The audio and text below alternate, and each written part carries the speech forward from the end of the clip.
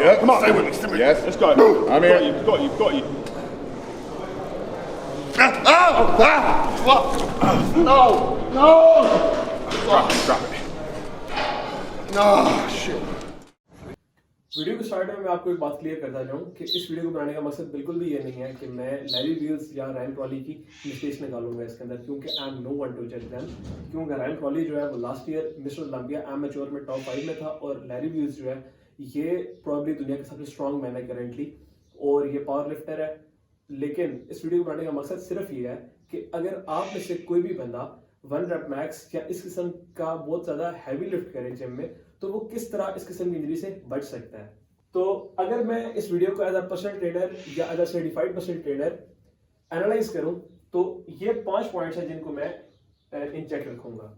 1 is 1 rep max, time under tension, concentric and eccentric phase, PEDs and anabolics, muscle and tendon strength. तो अगर मैं 1 rep max की बात करूं तो ये जनरली एसोसिएट किया जाता है पावर लिफ्टर्स या स्ट्रॉन्ग मैन के साथ, क्योंकि उनकी फील्ड के अंदर उनका काम है ही सिर्फ ये कि उन्होंने बहुत भारी भारी चीजें उठानी है। लाइक अगर आप स्ट्रॉन्ग मैन का कंपटीशन देखो तो उसमें उनके इतने बड़े पत्थर होते हैं जिनको उठा के उन्होंने किसी चीज पे रखना होता है, या उनके बहुत बड़े बड़े बार्स होती हैं, पोल्स होते हैं जिनको उन्होंने उठा के आगे पीछे रखना होता है।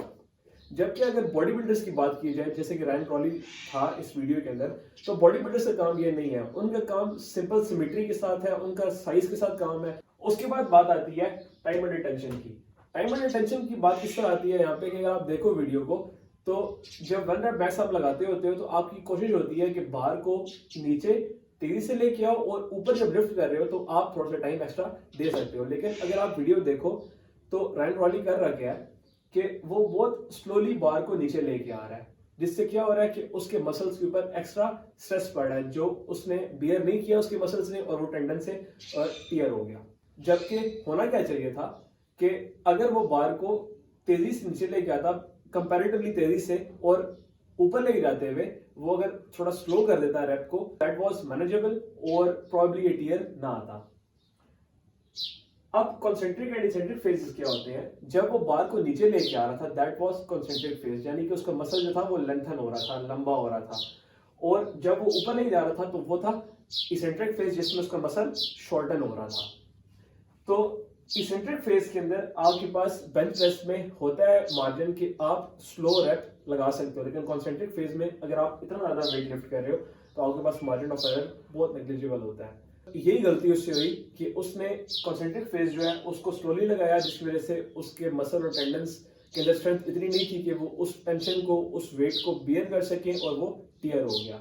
लेकिन यहाँ पे बात आती है पीडीज और एनाबॉलिक्स की भी, कि एनाबॉलिक्स और पीडीज बेसिकली क्या होते हैं? स्टेरॉइड्स, जिनको आप अपने आम अल्फाज में बोलते होते हो। इनका काम क्या होता है कि ये आपके मसल्स को स्ट्रेंथ प्रोवाइड करते हैं और ग्रो कराते हैं, लेकिन इसके रिलेटिवली आपकी टेंडन स्ट्रेंथ जो होती है वो उतनी इंप्रूव या उतनी इंक्रीज नहीं हो रही होती। टेंडन होता क्या है? बेसिकली जो मसल और बोन को आपस में अटैच कर रहे होते हैं, that is called a tendon.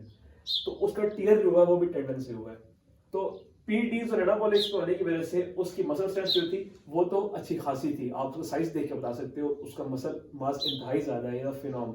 और उसको अगर मैं मसल मॉन्स्टर बोलूं तो मैं गलत बिल्कुल भी नहीं होऊंगा। उसके बॉडी पे बेशुमार मसल है, और उसकी एज दैट इज 23, उसके इतना मसल होना जो नेचुरली अगर नहीं हो सकता, और दैट इज वाई मैंने पीडीज और एनाबॉलिक्स यहाँ पे मेंशन किया है।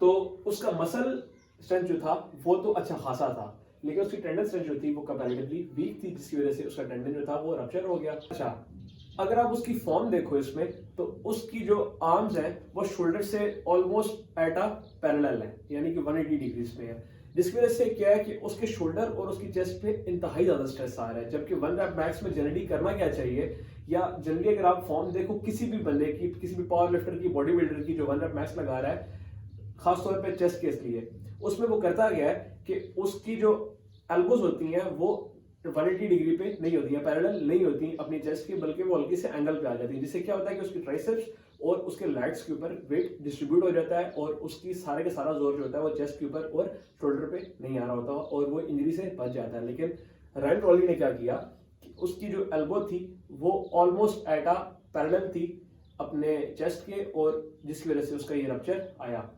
और उसकी ऑब्वियसली टेंडन स्ट्रेंथ इतनी नहीं थी कि वो उस वेट को, उस टेंशन को बियर कर सकती, और वो फट गया।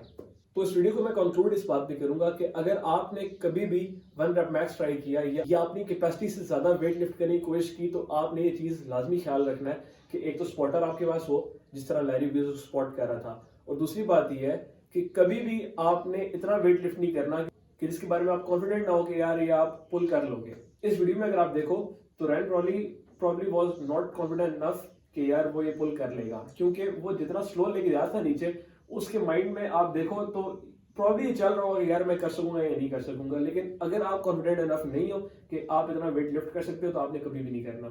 और जिन्हें ट्राई करना है आपने जब आपकी स्ट्रेंथ मैक्सिमम हो या आप फ्रेश हो जिम के अंदर, तब आप 1 रेप मैक्स ट्राई करो। अगर आप थके हुए हो ऑलरेडी तो आपने ये ट्राई नहीं करना, क्योंकि सेफ्टी है, या आप सेफ रहोगे या आप इस काबिल रहोगे कि आप कोई परफॉर्म कर सकोगे एक्टिविटी, तभी कर सकोगे। अगर आपको इंजरी हो जाएगी तो प्रॉब्लम आपके पास इतने फाइनेंसेस भी नहीं होंगे और आपके पास इतने रिसोर्सेज भी नहीं होंगे कि आप इतनी हैवी सर्जरी करा सको जो रैन ट्रॉली ने कराई है, और अब उसका टेंडन जो है वो दोबारा से जोड़ दिया गया है उसके बोन के साथ। और आप ये भी नहीं कह सकते कि जब वो दोबारा ट्रेन करेगा तो वो उसी तरह शेप अप होगी चेस्ट उसकी या नहीं होगी, जो कि उसकी कैरियर थ्रेटनिंग इंजरी आप बोल सकते हो।